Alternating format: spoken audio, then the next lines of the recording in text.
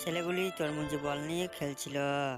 তখন একটি ছেলে এসে তরমুজটাকে ভেঙে দেয়। তারপর মেয়েটি দাদা চলে আসে, বলে তরমুজটা কেন ভাঙলে? ছেলেটি বলে বেশ করেছি, ভেঙেছি।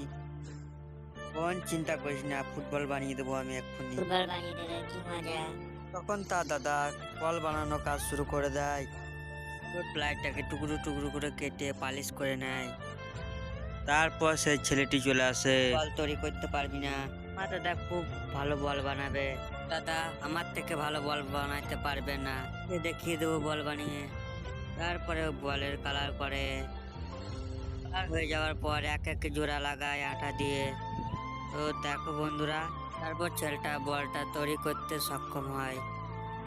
তারপর সে ছেলেটাকে দেখিয়ে দেয়, দেখ আমরা পেরেছি বল তৈরি করতে। ছেলেটা বলে তোর বলটি ভালো নয়। তখন বলে তুই সরে যা, আমরা খেলবো।